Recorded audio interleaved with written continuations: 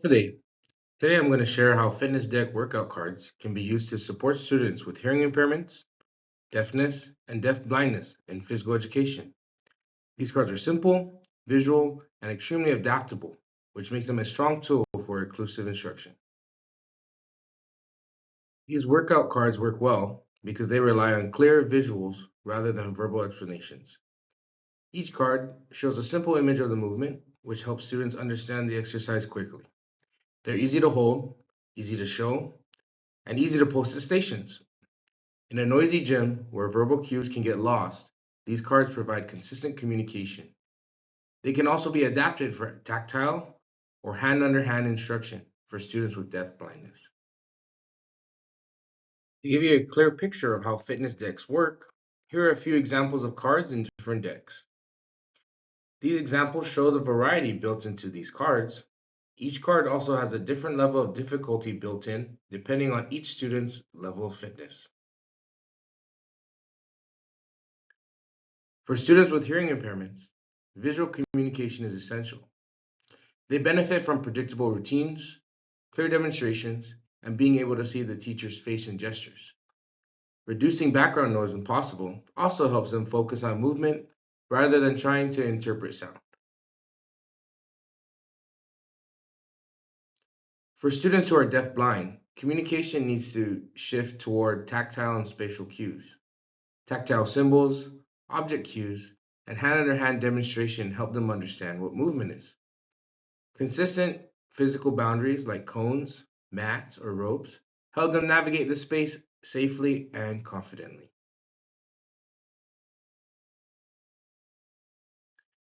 These cards support access because each one focuses on a single exercise with a simple picture. Students don't need verbal instructions. They can follow the card independently. When placed at the stations, the cards guide the student through self-paced learning.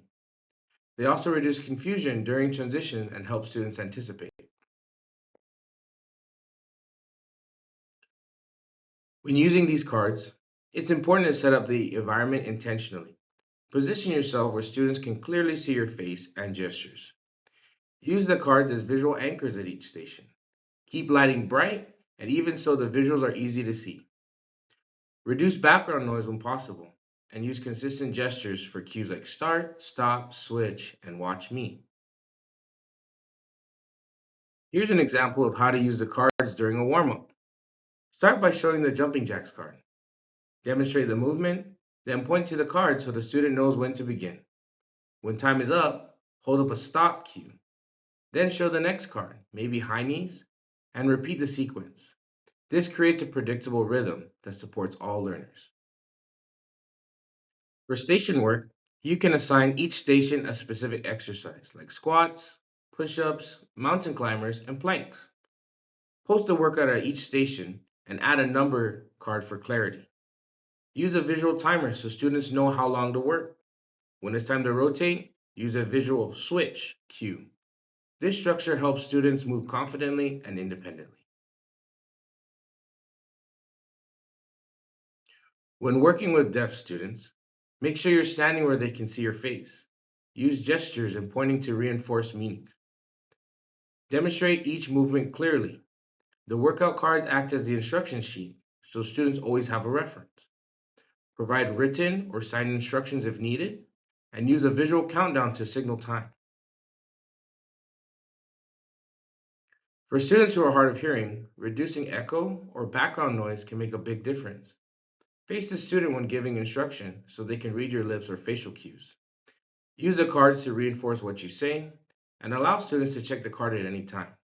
Consistent routines help them feel confident and prepared. For deaf-blind students, tactile adaptations are key. You can add textured markers to the cards so each exercise has a unique feel. Use hand-under-hand demonstration to teach movements respectfully. Provide object cues, like a small dumbbell to represent strength exercises. Use physical boundaries to define space and keep routines predictable.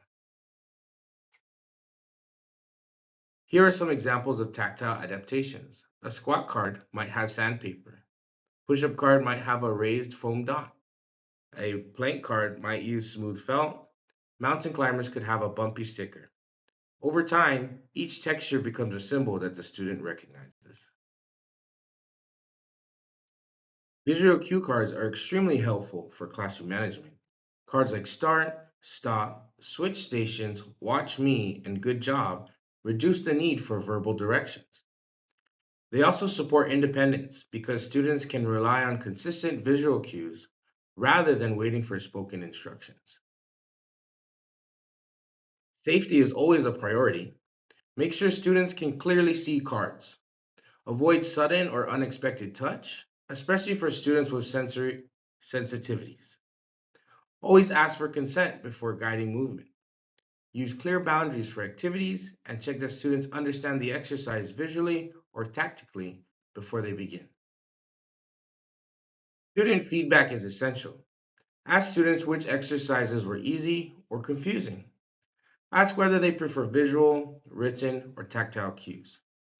Their input helps you refine your approach and make the experience more accessible for everyone. Summary: Fitness Deck workout cards are simple, visual, and accessible.